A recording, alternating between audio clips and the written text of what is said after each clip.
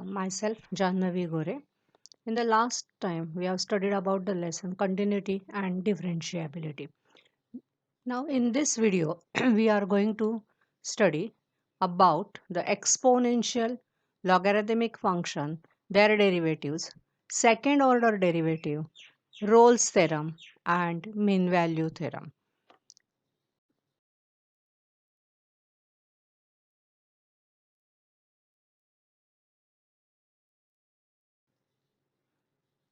Derivative of the exponential and logarithmic function. Exponential function, it means that the power of a number is become the variable. It is written as normally e raised to x, where e is a fixed number. Whenever we write x raised to n, then it is not the exponential of the variable, it is a power x raised to n. So here when we say about the exponential, either it will be e raised to x or a raised to x. So now the first formula is d by dx of e raised to x is e raised to x, where e is a constant number. The derivative of a raised to x is always a raised to x log of a to the base e. That is this e is called as a base, so it is read as a log a to the base e. It is never read as a log e raised to a. E raised to a is a different. Here it is a log a to the base e. The third, this is about the exponential. That is a derivative when we take, when it is a e raised to x is e raised to x, and a raised to x is a raised to x log a to the base e. Now we will go for the logarithmic. For the log, the base of the number must be e. Then only we can find out its derivative. The derivative is written as d by dx of log x to the base e is written as 1 upon x. Here, whenever that nothing is mentioned in the mathematics, it is considered as base is a e. While in physics, I know it is in physics, base is not mentioned, it's only log is written. It is considered as base as 10. And for whenever the base is e, in physics you are writing it as a ln instead of log. Here it is not like that. The derivative of log of x, if only written, it means its base is e, and then only the formula will become the 1 upon x. Now we will study certain properties of the log. The log of a into b or ab to the base e is log of a to the base e plus log of b to the base e. The second property, that is a log of a upon b, is written as log a to the base e minus log b to the base e. The third property is log of a raised to m to the base e is equal to m log of a to the base e. The next we are going to change the change of base of log. What is the mean of change of base? Here when we say that log of a raised to m to the base e, it means this was a base. Now just we have studied the derivative of log of x is 1 upon x, but for that the base must be e. Now in the sum, if it is not given e, then we has to convert that or we has to change that, and that is called as a change of base. For that the formula is, if it is given log of a to the base b, then it is written as log of a to the base e upon log of b to the base e. Here a, which was a number, will come as a numerator, while this b, which was a base for the first part, becomes a denominator, and we are taking the common base e. Not every time necessary to be e, we can take any another base also. Means I can write it as a log of a to the base c upon log of b to the base c. But for this we are making the same base here. But for this as a derivatives we required in the base e, so we are converting into the base e.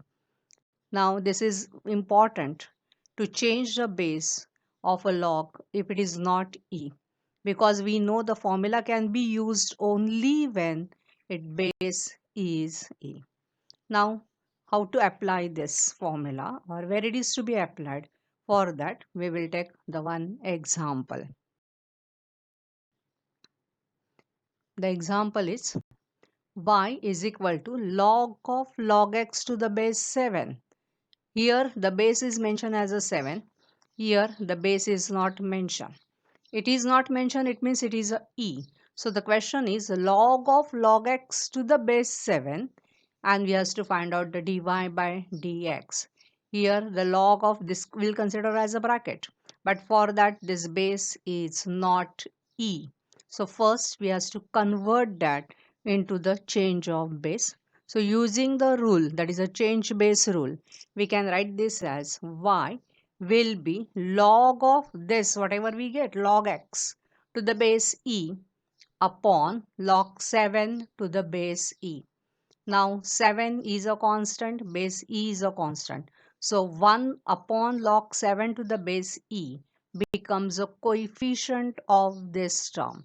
So when we take derivative, we are not going to use the formula u upon v.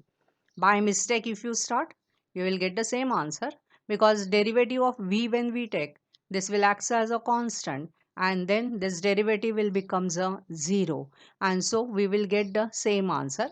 But not necessary, because u upon v is only used where u and v both must be the variable.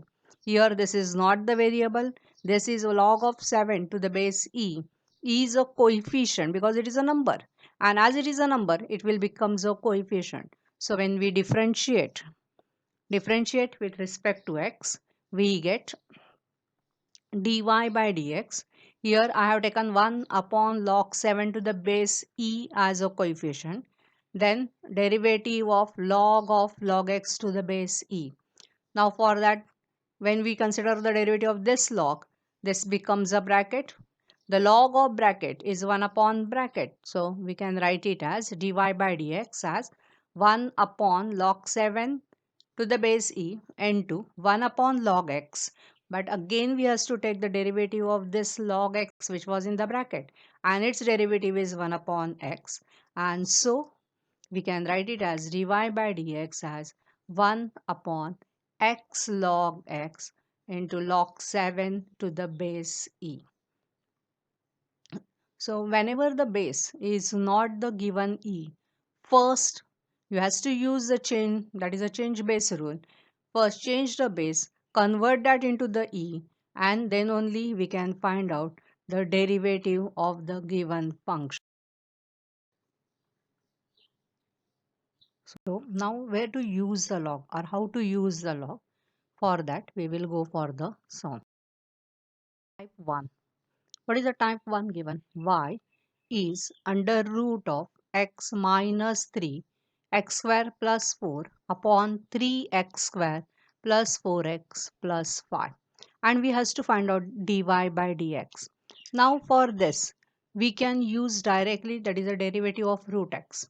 If you start with the derivative of root x, we know that it is a 1 upon 2 root x. So but after that again we has to go for the derivative of this bracket, and in bracket that is a u upon v form, as well as in the numerator that is a product rule. And to solve such it becomes a very lengthy, and to avoid this we can consider the log here. We will take the log on both the sides. So when we take the log, this root can be written as raised to half. So first we'll write that step. Y is equal to x minus 3 into x square plus 4 upon 3x square plus 4x plus 5 raised to half. So instead of root, we have written this as a half. Now when we take a log on both sides, we are going to use the property of log of a raised to m is m log a. So this raised to half. So when we take a log on both the sides, we will write log y. This power will come here, that is a half log of x minus 3 into x square plus 4 upon 3x square plus 4x plus 5.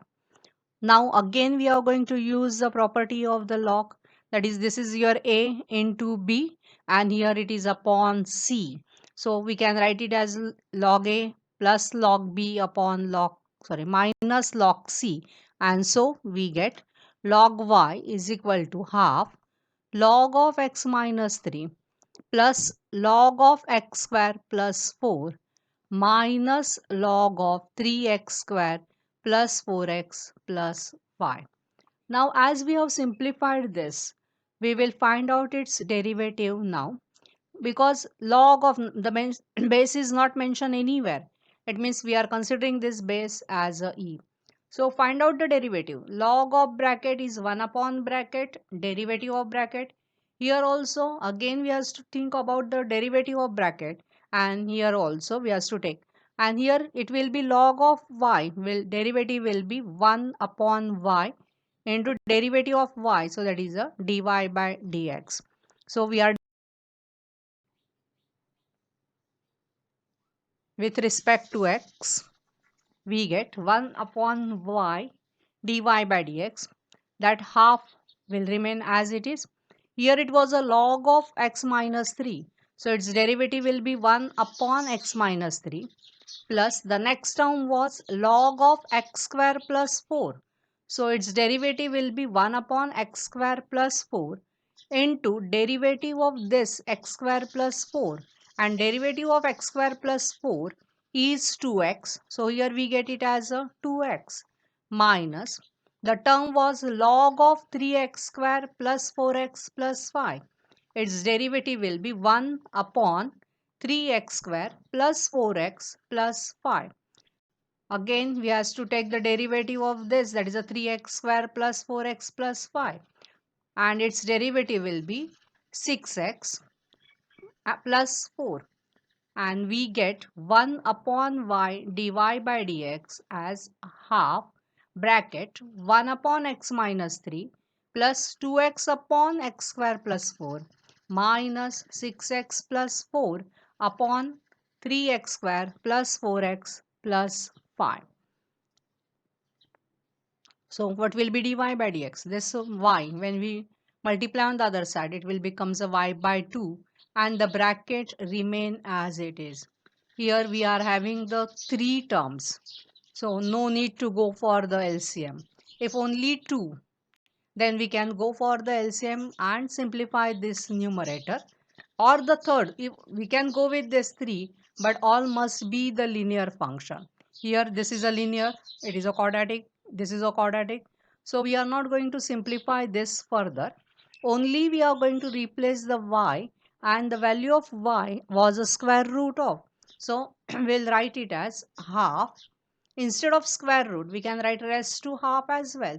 So it becomes a half in a bracket x minus 3 into x square plus 4 upon 3x square plus 4x plus 5 raised to half, again into the bracket 1 upon x minus 3 plus 2x upon x square plus 4 minus 6x plus 4 upon 3x square plus 4x plus 5. So here we have taken the derivative, or we have used the property of the log, because the function given was more complicated.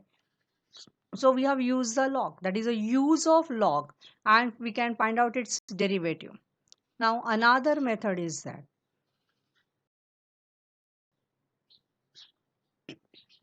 we can use a log when the function is in the form of power, that is a one variable over the another variable. So we can say that variable rests to variable. Whenever such terms are there, then we take or we use the log to differentiate such functions. For that, we will take an example as y is equal to sine x raised to x. Here sine x is also the variable, raised to x is also the variable. If instead of sine x, if the number would be there, that is I will say 3 raised to x, then we can use directly formula of a raised to x. But here sin x is itself is a one variable, and raised to x is also the another variable. So it is in the form of called as a variable raised to variable. To solve such sums, we has to go for the logarithmic functions. So first thing, we will take a log on both sides. Now when we take a log on both sides, it will be log y here. And here we are going to use the property, that is this power x, that is a log of a raised to m is m log a, and so we'll get it as log y will be written as x log of sine x. Now here log of sine x is one composite function and x is another function. So it is a product of two functions on the right hand side. When we differentiate, we will use this, that is a x and log of sine x. So its derivative, when we take the differentiation or when we take the derivative, differentiating with respect to x, we get 1 upon y dy by dx is equal to x, that is the first, d by dx of the second function plus second function d by dx of the first function. So we get x d by dx of log of sine x plus log of sine x d by dx of x. 1 upon y dy by dx is x log of sine x. So derivative of sine, log of sine is 1 upon sine into derivative of the sine is cos plus log of sine x, because derivative of x with respect to x is 1. Now to find out the value of dy by dx, this y we will shift on the another side. So will be written as y in a bracket. This is a cos upon sine, can be replace it as a cot. So we'll write y into x cot x plus log of sine x. Now replace the value of y and we will get it as sine x raised to x in a bracket x cot x plus log of sine x. So here we have used the log when the question was in the form of variable raised to variable. Now we will go for the third type. We are having a variable raised to variable, but in that between the sign is plus or minus. Then we cannot use the log directly, but with the log, with the help of log only, we have to solve. Now for that, we will go for the another type. That is, we'll call it as a type. In the type number 3, what the question is given, x raised to y plus y raised to x is equal to 1.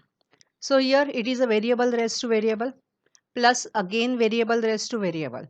So to solve this or to differentiate this, we has to use the log. But log of a plus b does not have any property. Log of a into b is written as log a plus log b. But log of a plus b not have any property. So you have to remember, this is a note, that log of a plus b cannot be written as log a plus log b. We cannot write log of x plus y plus log of y raised to x. So now we cannot take directly log. Now then how to solve it? For that, first we are going to simplify assuming the new variable. So here we'll write x raised to y. We'll assume it as a new variable, either u or v, and another for the other part. So here we are going, we'll assume that let u is equals to x raised to y. Now we can take log on both the side.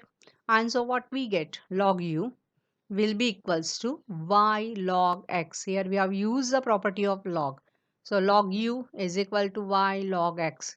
Here y is a one function, log x is another function. So it has a product rule. So when we differentiate, we have to use the product rule on the right hand side. Now we'll differentiate. After differentiating with respect to x, what we get, 1 upon u du by dx is equal to y, that is the first derivative of the second. Derivative of log x is 1 upon x. So when you multiply y into 1 by x, can be written as y by x plus log x derivative of y with respect to x. So that is a dy by dx. Now we will calculate the value of du by dx. So u should be shift on the other side. We'll get du by dx, which is equal to u in a bracket y upon x plus log x dy by dx. And so it can be written as, we'll replace the value of u. The value of u is x raised to y. So here we have replaced that x raised to y in a bracket y upon x plus log x dy by dx. Now, we'll assume the second. So we have completed the derivative of the first part till the second part is left. So we'll assume that v is equal to x raised to y and we will take a log. So we get log v is equal to x log y. Differentiate this with respect to x and we get dv by dx is equal to v in a bracket x upon y dy by dx, because this is the first x. Derivative of log y will be 1 upon y into derivative of y with respect to x, so that will be dy by dx plus log y, derivative of x is 1. Now replace the value of v, that was a y raised to x in a bracket x upon y dy by dx plus log y. So we have simplified, that is we have just done taken the first as a u and calculated the du by dx. The second we have considered it as a v and we have differentiated. We have not differentiated as a whole.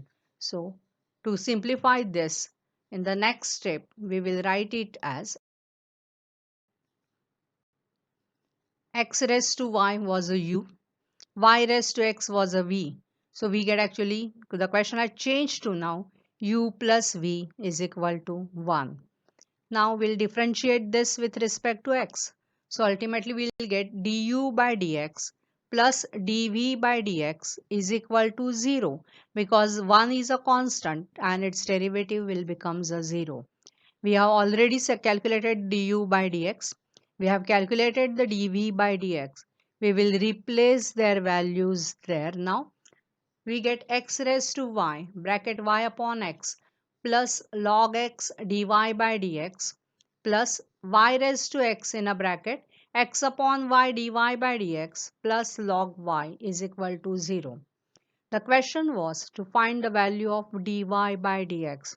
So first, we'll simplify this bracket, and there are two terms of dy by dx. We'll collect that term on one side and without dy by dx on the other side. And then we can simplify and we'll get the value of dy by dx. For that, here we have used the laws of exponents. Base is same, the power, so in a division, power gets subtracted. So this was a y, x raised to this y minus 1. So we get y x raised to y minus 1 plus x raised to y log x dy by dx plus x here y raised to x minus 1 dy by dx plus y raised to x log y is equal to 0. We'll take dy by dx common. X raised to y log x plus x y raised to x minus 1 is equal to minus sign. We'll take minus sign common and we'll get y x raised to y minus 1 plus y raised to x log y. And we get the value of dy by dx as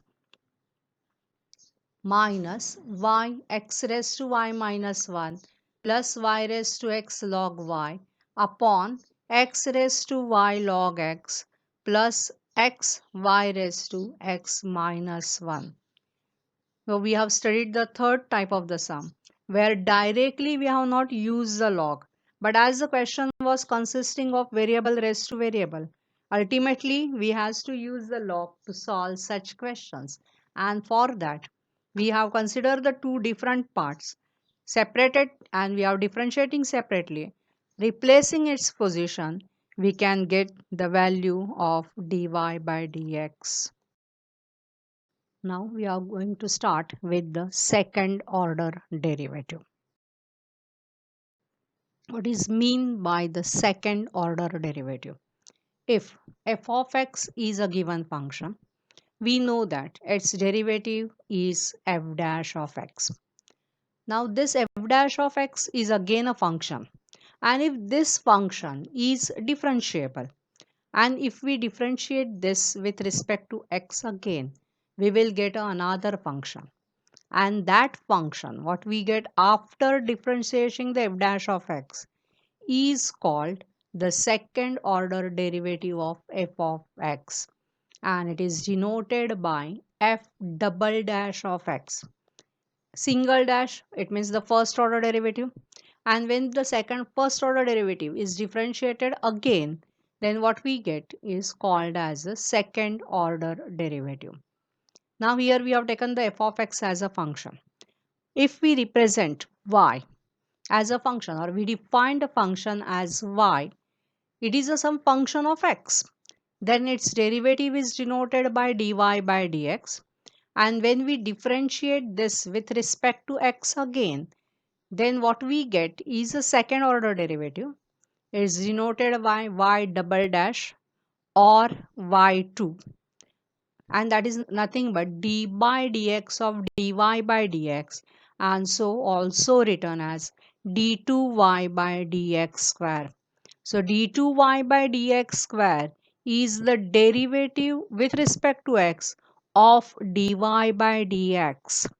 If y is given in terms of t, if you have defined, that is a parametric, we have studied about the parametric, y is given in terms of t, and if I find dy by dt, and then I'm differentiating again dy dx of dy by dt, then it will not be called as a second order derivative. For the second order derivative, it must be d by dx of dy by dx, not any other as a variable here. So that is called as a second order derivative. Now, how to find out the second order derivative? We will take one example to understand this.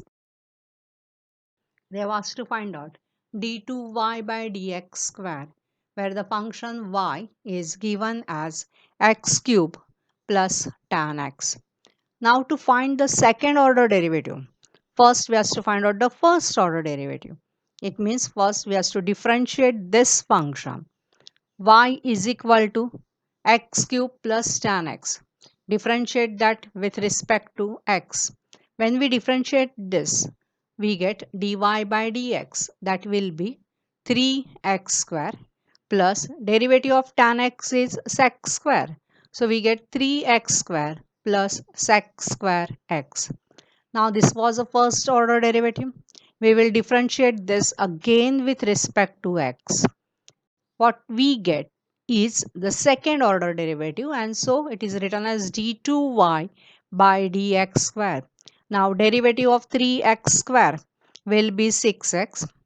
Here sec square x. So first x raised to n formula 2 sec x. Derivative of sec x.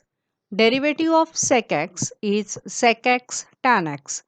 So this question will be changed to 6x plus 2 sec x into sec x tan x, and that is equal to 6x plus 2 sec square x tan x.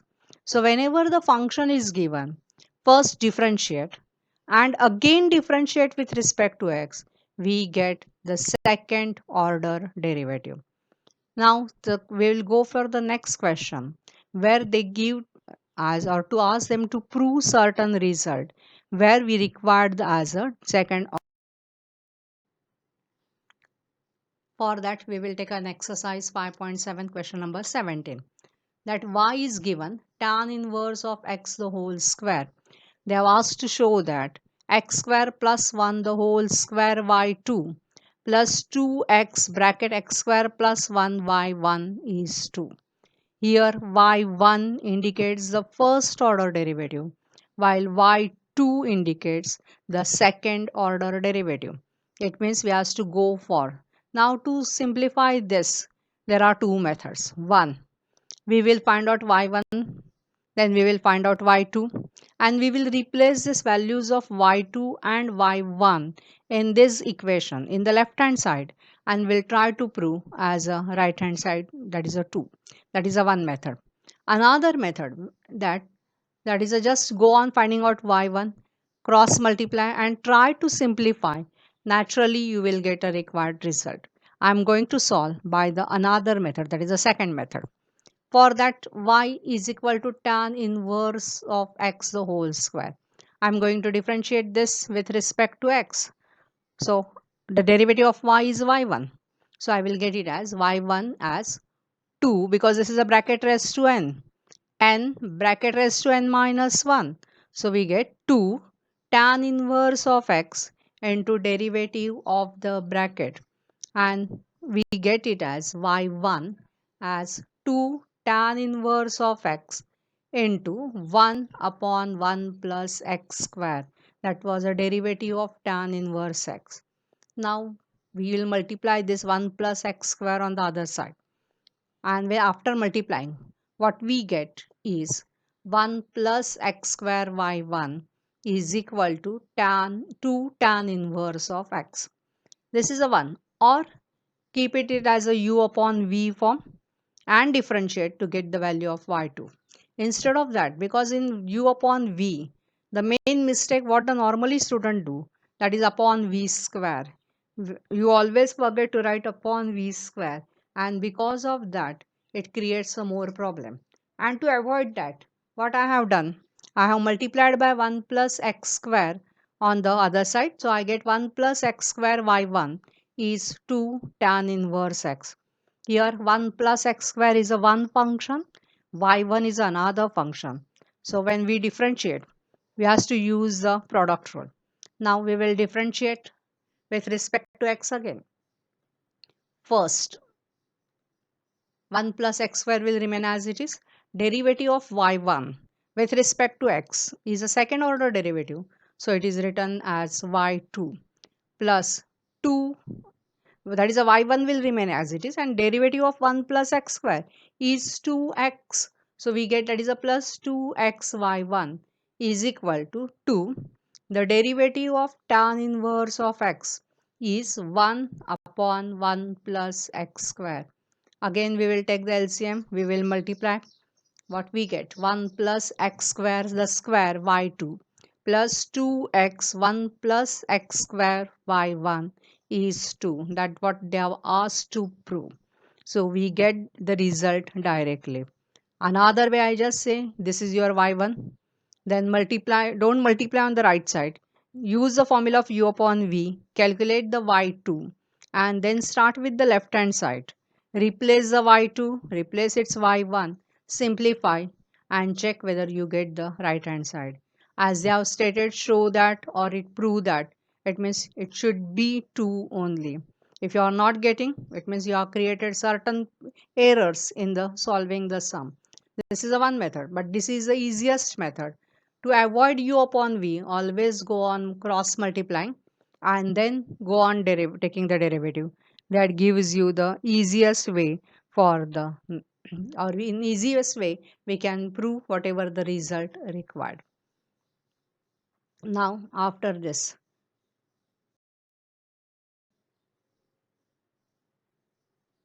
we are going to take the Rolle's theorem.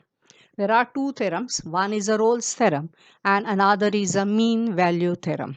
So first we are going to understand what is mean by the Rolle's theorem. F is any function in the given interval of a comma b. It is a closed interval. Here it is stated as a square bracket. It indicates that it is a closed interval a b to r. Be a continuous in the closed interval a and b, and differentiable in the open interval of a and b, such that f of a is equal to f of b. So in this statement we have given the conditions. There are three conditions. First, the function must be continuous. You know what is mean by the continuous function. We already studied what is mean by the differentiable. So first condition, the function should be the continuous in the closed interval. It should be differentiable in the open interval. That is the second condition. And the third condition, that f of a and f of b must be equal. And if all the three conditions are satisfied, then we can say that the Rolle's theorem is applicable. And if any one of this is not satisfied, then the Rolle's theorem is not applicable.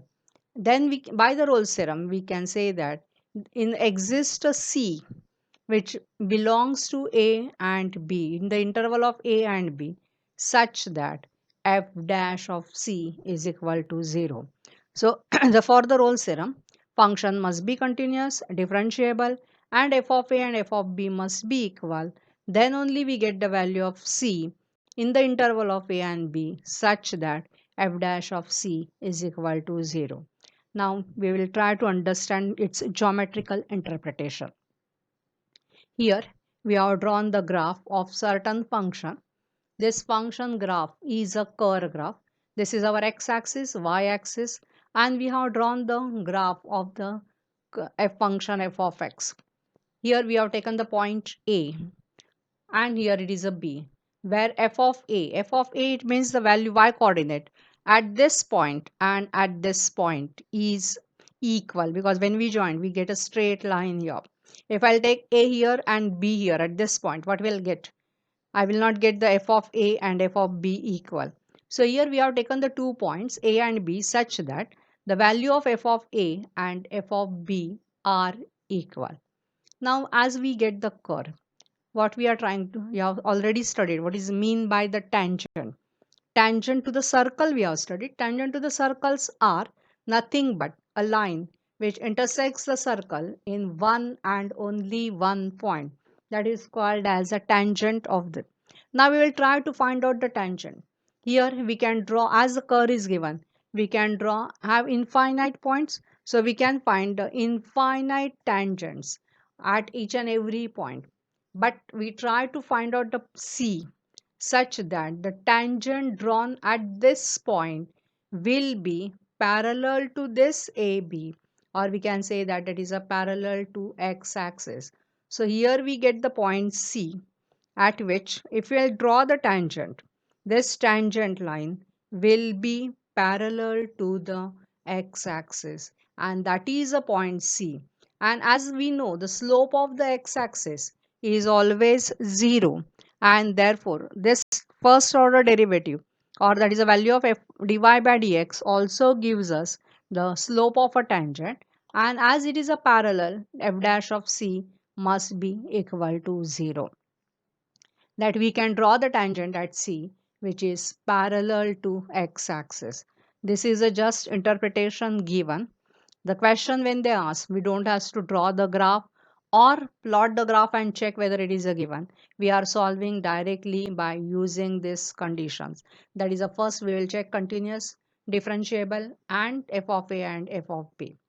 Now we will take one more example to understand or how to apply the Rolle's theorem. Now the question is given, verify the Rolle's theorem for the function. I have taken this example of your exercise 5.8, question number 1. F of x is given as x square plus 2x minus 8, where x belongs to minus 4 comma 2. Now as this function is first, it is required as a continuous and differentiable. But whenever the function is a polynomial or trigonometric function, logarithmic function, then no need to check whether it is a exponent, that is a continuous and differentiable. We can write the statement directly. Here we will write that as a function is a polynomial, it is a continuous in the interval of close interval of minus 4 to 2 and differentiable in the interval open interval of minus 4 to 2. Now here the value of a is minus 4 and b is 2. So first two conditions are satisfied, that is a continuous and differentiable. Now we will check the third condition. For that, first we will calculate f of a. F of a is nothing but f of minus 4. So every x should be replaced by minus 4. So that will be minus 4 square plus 2 into minus 4 minus 8. We get this as a 0. Now f of b will be same as f of 2. It means every x should be replaced by 2 in the given function. So it will be 2 square plus 2 into 2 minus 8. After simplifying, we get it as a 0. So we get f of a is equal to f of b. So all the three conditions has been satisfied by, so the Rolle's theorem is applicable, and there exists a c in the interval of minus 4 comma 2 such that f dash of c will be 0. as f dash of c. What does it mean by dash? Here f dash indicates that is a derivative. So first f of x, we'll differentiate that and we'll try to find out the value of f dash of c. F of x is given as x square plus 2x minus 8. That implies is f dash of x will be equal to 2x plus 2. Naturally, it will imply this f dash of c will be 2c plus 2. Now, f dash of c is equal to 0 implies this 2c plus 2 is 0. It indicates c is equal to minus 1. After getting the value, we have to check whether that value belongs to interval. If it is belongs to interval, then that is only the value of c. They have just mentioned verify the Rolle's theorem. It means first we have to check whether it is applicable or not. And if it is applicable, we have to find out the value of c. Sometimes we get the value, two values of c, and one of that value may not be in the interval. Then we have to mention that value is not in the interval. That is not possible. Here we get only the one value because this function given was a just quadratic. If it is a cubic, we will get the two values, and as we get only the one value and that value was also in the interval, so we can say that c is equal to minus 1. So we have completed the Rolle's theorem and we have studied how to apply the Rolle's theorem. Studied to apply the Rolle's theorem. The next is mean value theorem. For the mean value theorem also, the function f is given in the closed interval of a to b to r must be the continuous in the closed interval and differentiable in the open interval. Only the condition for the roles it was f of a must be equals to f of b. Here f of a should not be equals to f of b. That is the third condition is only changed. First two conditions are the same. That function must be the continuous as well as must be the differentiable. Only the third condition for the roles f of a was equal to f of b. Here f of a should not be equals to f of b. Then there exists a c in the interval such that f dash of c is equal to f of b minus f of a upon b minus a. So to apply this, there are three conditions. First, continuous. Second, differentiable. And f of a should not be equals to f of b. All three are satisfied. Then only the mean value theorem is applicable. Again, we will try to understand its geometrical interpretation. Here we have drawn the graph. We have taken this another function f of a. We have selected the point a here. There we get the naturally on the x-axis what we get the point is called as f of a. This point is b was f of b. Now what happened here? F of a and f of b are not equal. This line or the chord AB is slanted. Again we will try to draw the tangent. Here we are not drawing the tangent parallel to the x-axis. We are trying to draw the tangent which is parallel to this chord AB. So when we draw, if I draw the tangent here, it will not be the parallel. So at this point C only, we get a line or a tangent which will be parallel to this chord AB. And that is a point C where we can draw the tangent line which is parallel.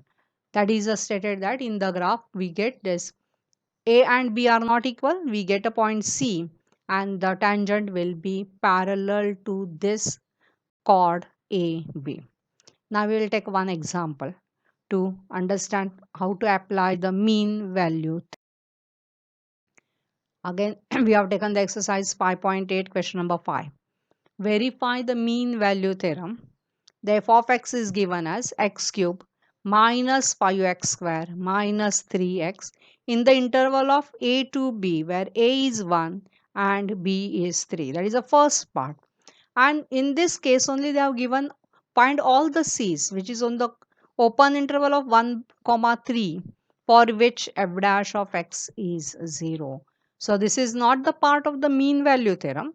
In this question they have asked check whether the first mean value theorem is applicable And another part, they also ask to find out the C when f dash of x is 0. But that value should be in the interval of 1 comma 3. Now, first, as the function is a polynomial, so is a continuous in the interval and differentiable in the open interval. Now, we will find out its f of a and f of b. F of a, what is the value of a given? 1. So we have to calculate f of 1. So replace every x by 1. So when replacing and simplifying, we get it as a minus 7.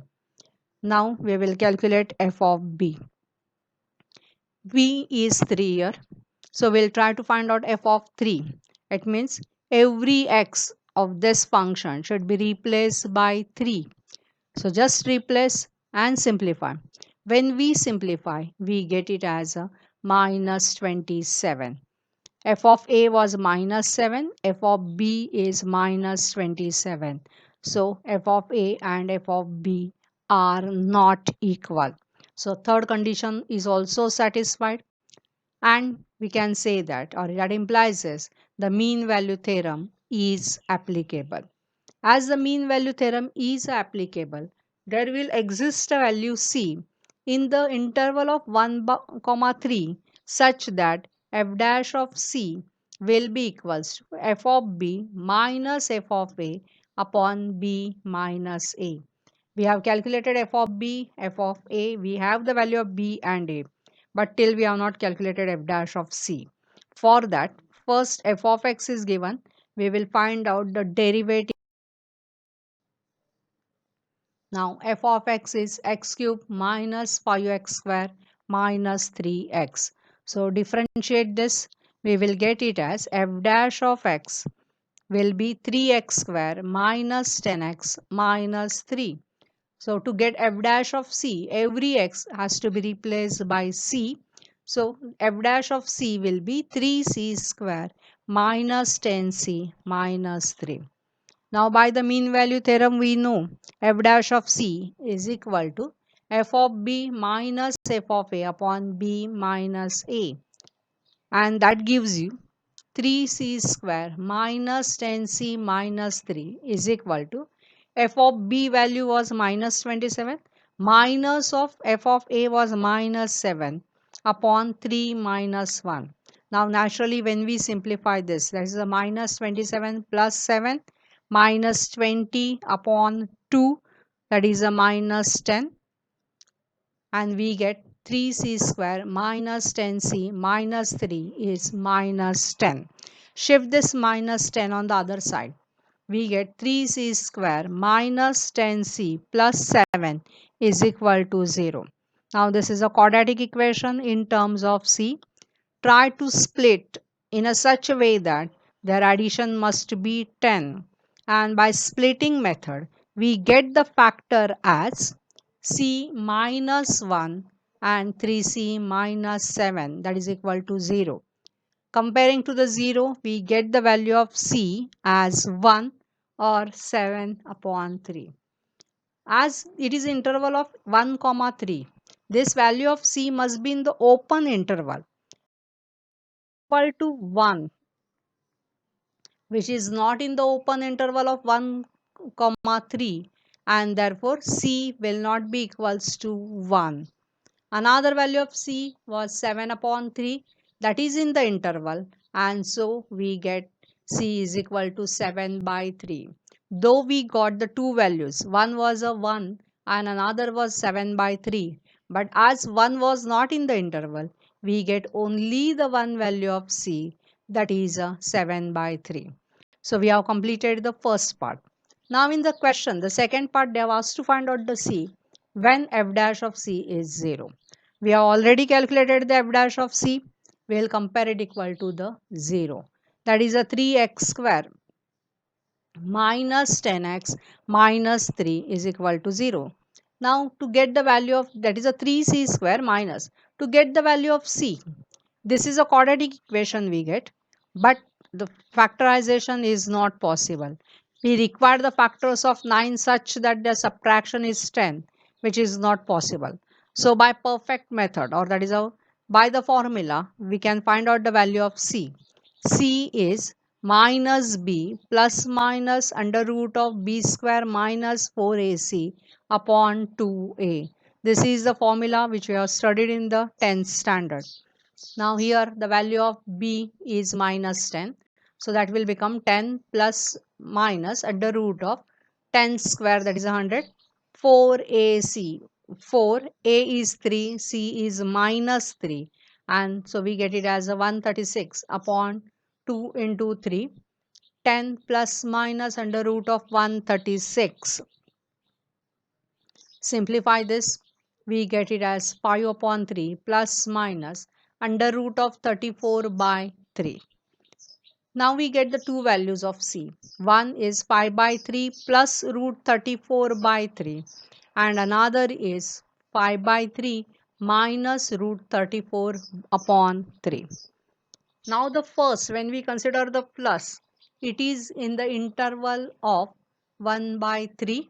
But when we simplify this, the answer is not in the interval of 1 comma 3, and therefore we get only the one value of a C, that is a 5 by 3 plus root 34 upon 3. Only we get this value which satisfies that f dash of C is equal to 0. This was the second part they have asked to solve. I have selected the sum where we have applied the mean value theorem, as well as we have to solve by the, that is a f dash of C is comparing to the 0. So that is a understanding of the mean value theorem, as well as with the example we have completed. Here with this we complete the complete theory of continuity and differentiability. Now you can solve the exercise 5.5, 5.7, 5.8 and its miscellaneous exercise. For that, if you are not getting the solution, the links are provided